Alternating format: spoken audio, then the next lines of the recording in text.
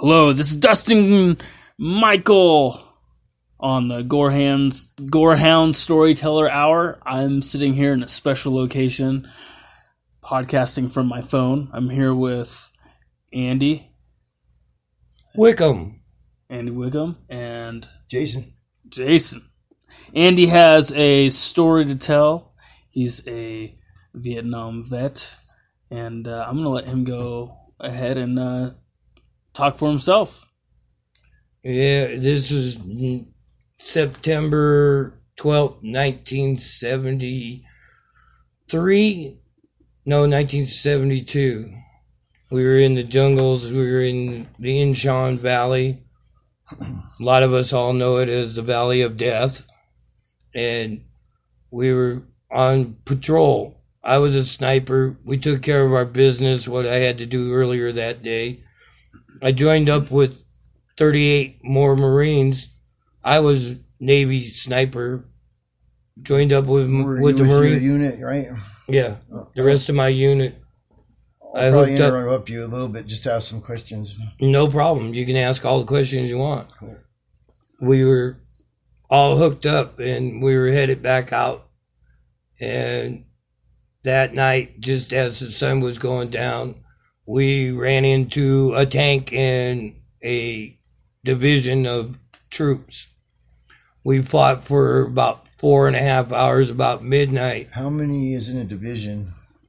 About 180, 190. And what were you guys? How many were you go? Altogether, there was 42 of us. And we took on 120 and 2 tanks. First tank got taken out by helicopters. Second tank, they were sitting on the hill and they were tearing us apart. I mean, we were watching people get wounded right and left. Tree behind me exploded. I took splinters into my back. Didn't even know I had splinters in my back. I got tired of it. Guy next to me, he was dead. He had a LAR rocket. I picked it up, stuck it on the stump that I was hiding behind, pulled the trigger. Next thing I know, tank goes kaboom. Wow. I was like, everybody said, run. So we picked up our dead and wounded and we took off. We had 1 dead. That was the guy that was laying next to me. And we had 2 wounded.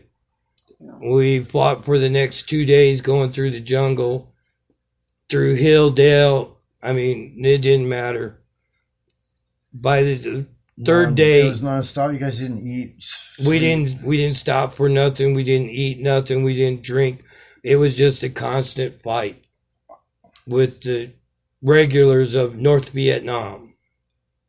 I'd say the little slanted-eyed fucks, but I've kind of calmed down over my years of calling them slanted-eyed little fucks. I mean, it's politically incorrect, but you are who you are, man. Back then, I don't care now, and I didn't care then. Right? You know. Gorehound does not believe in racism, but go ahead. No, I'm sorry if the guys don't believe in racism. I don't believe in it either. I only have a problem with anybody else on this planet. I just have a problem with them because they were your enemy. They came here. Well, let's go back to the story. I'll add on to my little thoughts on that one at the end of it. But on the third day, we were running out of everything. Amongst the 36 guys that actually could still stay in the fight, we were down to no grenades. Claymores were definitely gone. I had maybe 2 clips of 45s, 2 clips of 9mm in my pistol, and I maybe had 8 shots left with my M16. Everything else I had on me, my 357 was out. It's a lot of gear for you guys to be. My rifle, my long rifle was empty. My shotgun, I had nothing left. I had 2 9mm. I had clips left for them. I had my 45 was empty. My 357 was empty. My little 22 that we used for squirrel hunting instead of eating K rations, Right. C rations. You know, we called them C rations back then. They call them K rations now. But instead of eating our C rations, it was better to shoot a squirrel or a monkey and have real meat. Yeah. You know. Right. Yummy. So freeze dried meat. Not so we good. finally got a call out to the 7th Cav. We need it picked up. We need it rescued. And the 4th day, we figured there was about 12 to maybe 20 of them left. On the And you guys are still fighting. The 5th day, and we were still fighting. I mean, we were trying to. You fucking tired yet? Oh God. I mean, I'm trying to think about it. When your adrenaline's that pumped up, and you know all these guys are out there in the jungle wanting your life. You're basically under fire for that long. We were under fire for 4.5 days. Oh my God. Constant fire. I mean, my God. We couldn't stop. We couldn't. You know, the 2 guys that was wounded and the guy that was killed, we had to leave them behind on the 2nd day because we had to stay on the move. Yeah. You know, we couldn't stop. We didn't want to leave anybody behind, but we always told them we'd be back. And day 5 was, about 11 o'clock in the morning. We finally got the 7th Cav. We finally got a call out to the 7th Cav to come pick us up. And they couldn't believe we were that far off of our spot, our pickup. 4 days. Oh. 4 days off, man. Actually, we were 3 days, 3 days off oh. because first day was the trip back out, and then the 2nd day we were supposed to line up on a river and this beach area, and then they were supposed to come in and pick us up. We didn't even get close to that river. We didn't even get close to that beach. No. I think the closest we got was maybe 3 miles from it, our pickup spot. And the rest of the time we were running the opposite direction away from where we were supposed to go.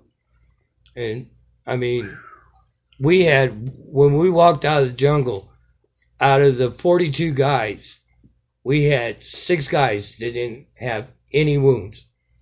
Wow.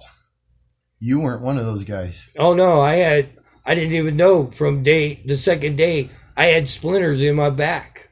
I didn't even know they were there. Mm-hmm. Because my adrenaline was so pumped up and I was more worried about staying alive than what was going on, you know? Yeah. And when you're in the jungles, you're sweating so bad you don't even realize you're bleeding until somebody says, Hey, Wickham, why you got blood all over your back?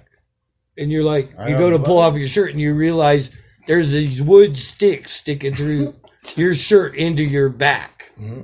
Wow. Did you remember when that happened then? When that happened just before I actually grabbed the LAR rocket and sent the LAR rocket flying, and I took out a tank. And I won't ever forget the general sitting there. He goes, Wickham, before I pin this on you, how'd you take out a tank? Or why? Good job of taking out this tank is what he actually said. Nice. And he goes, why'd you do, or what? I'm glad you did that. So you saved your man. What else did you do? I said, General, I saved my own ass. I wasn't out there to save these Marines. I'm the only sailor. I'm here to save my squid ass. And he had to laugh about it. And as he was laughing, he pinned the silver star on me and stabbed me right in the freaking chest. That was nice of him. You know, he was like, oh, sorry. I was like, I bleed more blood than that in this war. Yeah, right. Or in this conflict.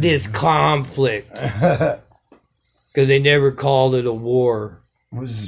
Were you finished with the war at that time? No, I still had 7 more months to go. Oh. How many tours did you do? I did one. I did one tour, and it was 13 months, 14 days, and A couple hours. a few hours. About 11 and a half hours. And then we left Vietnam. Thought I was headed back to the fleet, thought that was going to be it. And then we went to Guam. I was on the carrier Kennedy, or the America. We unloaded our planes. We unloaded our ammo. We kept enough ammo on just to protect ourselves from what fleet they had. They didn't really have a fleet. They had like 6 old World War II destroyers and about 13, 14 gunboats. That was North Vietnam's Navy. So we weren't really scared. We couldn't figure out why we were unloading all this stuff. We found out we were going back. I was like, what? They said, we're going back. I was like, this is July 1973. They said, we're headed back. And I said, what are we headed back for? To evacuate all of our friendlies. And there was a lot of very pissed off Marines. There were a bunch of pissed off Army guys. Grunts were upset. A lot of us Navy guys that actually fought on the land. And then the gunboats going up, riverboats, sorry guys, they're called riverboats. We called them gunboats because they had more guns than we did. Right. And they had bigger caliber guns. I mean, twin 50s, twin 20s, front and back. Damn. That's outfitted. They had baby torpedoes. I mean, you don't hear much about the Vietnamese Navy. No, because they took on, 12 of our destroyers? They used to have like 15 destroyers. They took on 15 of our destroyers, and they ended up getting out of there with 6. They used to have like 65 gunboats. They got away with about 25 or 30 of them. Oh. They never came back out of the harbor again to take on the U.S. Navy. Yeah, I imagine they took us on one time, 1966, 67, I believe it was. And they got their butts handed to them. So they went back into their little harbor up there and stayed. Now, They didn't want to come back out and play. Were you serving at that time? Oh, yeah. Well, not in the 60s. I joined up. Well, I went kicking and screaming. To get in or to not go to jail?